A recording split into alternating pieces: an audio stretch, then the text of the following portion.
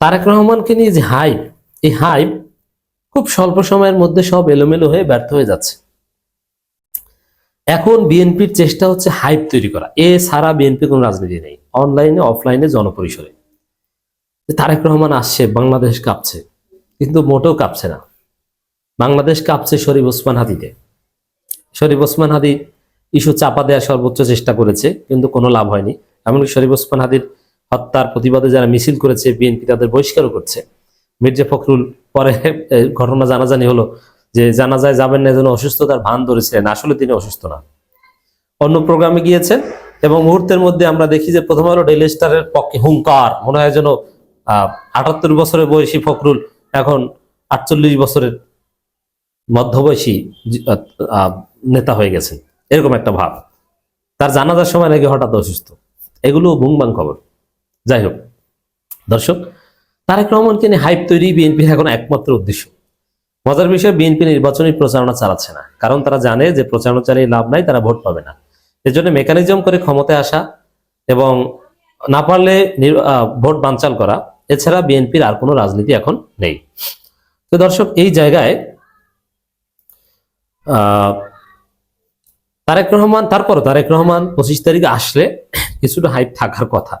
BNP চেয়েছিল এই হাইপে নির্বাচন পার করে ফেলবো, তারেক রহমান আসে, বিশাল জনসমাবেশ, যে এত লোক বিএনপির, দেখছো কত লোক ঢাকায় এসেছে, এত লোক অন্য কারো আছে। কিন্তু না, জামাত এবার এমন একটা ইস্যু পেয়েছে, নৈতিক কারণে এবং রাজনৈতিক কৌশলগত কারণে এটা এমনভাবে ব্যবহার করছে, তারেক রহমানকে নিয়ে বিএনপির হাইপ, বিএনপি বুঝে ওঠার আগেই জয় বাংলা হয়ে যাচ্ছে। কি সেটা? 3 জানুয়ারি ঢাকায় জামাত মহাসমাবেশ করবে। এখন আমি চ্যালেঞ্জ দিয়ে বলছি, 3 জানুয়ারি তো বেশি দিন না, লিখে রাখেন, 3 জানুয়ারির পর মন্তব্য করেন বা মেসেজ দিন। বিএনপি তারেক রহমানকে রিসিভ করার উদ্দেশ্যে যে জনসমাবেশ বা মহাসমাবেশ করছে, এই মহাসমাবেশের চাইতে অনেক বড় মহাসমাবেশ করে পুরো জাতিকে চমকে দিবে বাংলাদেশ জামাত ইসলামী 3 জানুয়ারি। এবার টপিকটা দেখেন, তারেক রহমান দেশে আসছে, যেটা রহস্যজনক, যেটা আসার কথা ছিল অনেক আগে, এবং খালেদা জিয়া অসুস্থ, এটা বিএনপির জন্য বিব্রতকর। এই দেশে আসাটা বিএনপির জন্য হ্যাপি না। এবং এই বিএনপির যে বিশৃঙ্খল দল, তারা তারেক রহমানকে রিসিভ করা নিয়ে ঝামেলা টামেলা, ধাক্কাধাক্কি, মারামারি, পদতলিত হয়ে মৃত্যুর ঘটনা ঘটতে পারে। তার বিপরীতে জামাত কত সুশৃঙ্খল ভাবে তাদের 3 জানুয়ারি মহাসমাবেশ করে, just wait and see then make comment. লোক বিএনপির চাইতে অনেক বেশি হবে। তাহলে বিএনপি যেটা চেয়েছিল যে তারেক রহমানকে রিসিভ করতে এত লোক, বিএনপির মহাসমাবেশ একসাথে 2 কাজ, ওটা 1 সপ্তাহ থাকবে না। জামাত তার চাইতে বেশি লোক হাজির করে হাইপ পুরোটা জামাতের ঘরে চলে যাবে। তো এখন আবার জামাতের টপিকটা কি? বিএনপি টপিক হচ্ছে তারেক রহমানের বিতর্কিত বাংলাদেশ সফর। অনেকে বলছেন থাকবেন না, 7 দিন পর চলে যাবেন, হোয়াট এভার, থাকুক, আমরা সেটা চাই। ব্রিটেনে অ্যাসাইলাম নাকি বাদ দিয়ে আসেন নাই। কিন্তু জামাতের টপিক হচ্ছে শহীদ শরীফ ওসমান হাদি হত্যার বিচারের দাবি। তাই শরীফ ওসমান হাদি বাংলাদেশের বিকল্প নাম, বাংলাদেশের অনুভূতি। যে শরীফ ওসমান হাদির জানাজা জিয়াউর রহমানের জানাজাকে সারপাস করেছে, সেই শরীফ ওসমান হাদির পক্ষে জামাত মহাসমাবেশ করবে। জামাতের নির্বাচনী মহাসমাবেশও হবে একই সাথে, এটা বলার অপেক্ষা রাখে না। এবং আপনি দেখবেন যে জামাতের মহাসমাবেশে শরীফ ওসমান হাদির পরিবারের সদস্যরা থাকবে এবং তারা বক্তব্য দিবে।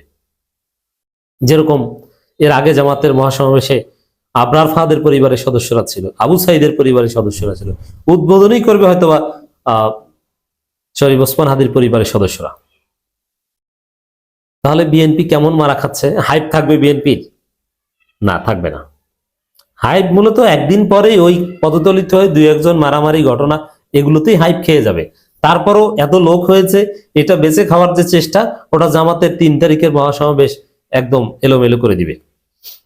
আর জামাতের মহাসমাবেশ আপাতত 3 তারিখ জামাতের, কিন্তু যদি জামাতের শরীকদের সাথে ভালোভাবে আসন সমঝোতা হয়, তাহলে সেটা 8 দলীয় জোটের মহাসমাবেশেও রূপ নিতে পারে।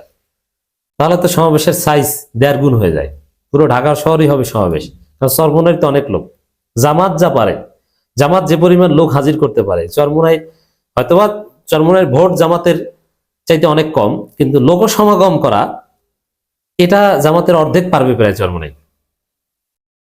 তাহলে মোটের উপর 1.5 গুণ বেড়ে যায়, তো বিএনপিটা তো ধামাচাপা পড়ে যায়। দর্শক খবর, ইনকলাব মঞ্চের মুখপাত্র ও জুলাই বিপ্লবের অন্যতম নায়ক শহীদ শরীফ ওসমান হাদি হত্যাকারীদের গ্রেপ্তার ও বিচার এবং অবৈধ অস্ত্র উদ্ধারের দাবিতে মহাসমাবেশের ডাক দিয়েছে বাংলাদেশ জামাত ইসলামী। এখানে এই বিএনপির হাইপ খেয়ে দেওয়া তো আছেই, আবার অবৈধ অস্ত্র উদ্ধারের দাবিতে। এটা আমরা বারবার বলি যে আগামী নির্বাচনে বিএনপি জেতার কোনো সম্ভাবনা নেই। বিএনপি জিতবে এটা বিএনপিও মনে করে না। এখন অবৈধ অস্ত্র এটা বিএনপির একটা সম্বল। আনন্দবাজার পত্রিকার রিপোর্ট অনুযায়ী দিল্লি ভারত হচ্ছে বিএনপির সম্বল, তারেক রহমানের খালেদা পুত্রের সম্বল, এইভাবে লিখেছে। আর অবৈধ অস্ত্র হচ্ছে আর এক সম্বল। আর অবৈধ অস্ত্রগুলো ভারত থেকেই আসে, কুমিল্লা সীমান্ত, বিভিন্ন সীমান্ত থেকে মাদকের মধ্যে বা নানান মালামালের মধ্যে অস্ত্র ধরা পড়ছে নির্বাচন বানচাল করতে। বিএনপি গ্রামে গঞ্জে প্রচার করে বেড়াচ্ছে যে আমরা ভোট পাবো না, আমরা অস্ত্র দিয়ে ভোট ঠেকিয়ে নেব, তোমাদের যারা ভোট দিতে আসবে তাদের ভোট দিতে আসতে দিব না। এটা প্রকাশ্যে বিএনপির লোকজন বলে বেড়াচ্ছে। মানে এটা পারসেপশন তৈরি করার জন্য বলছে কেন্দ্রীয় বিএনপির নির্দেশে, যে মানুষ যেন মনে করে যে না, জামাত ক্ষমতা আসতে পারবে না, ক্ষমতায় বিএনপি আসবে, তাতে জোর করে হোক আর চুরি করে হোক।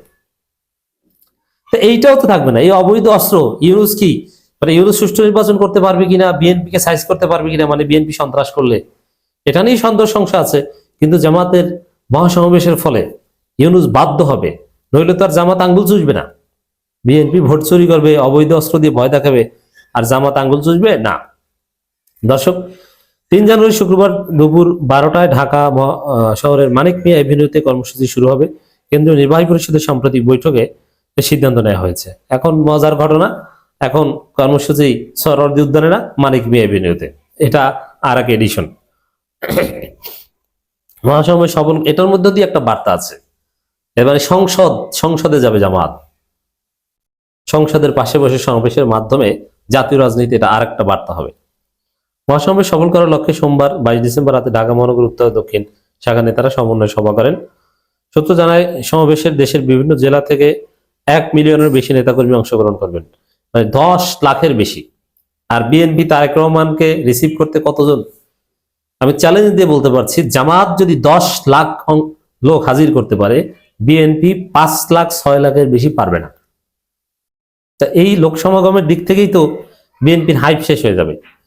সূত্র জানা গেছে দেশের বিভিন্ন প্রস্তুতি কর্মসূচির উদ্দেশ্য সম্পর্কে জামাতের সহকারী secretary general doctor Hamidur Rahman Azad বলেন, জুলাই বিপ্লবের অগ্রসৈনিক শহীদ ওসমান হাদির হত্যাকারীদের অবিলম্বে গ্রেপ্তার ও দৃষ্টান্তমূলক বিচার করতে হবে।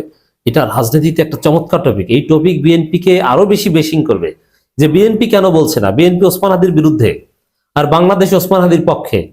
এতে বিএনপি আরো বেকায়দায় পড়বে বলে মনে হচ্ছে।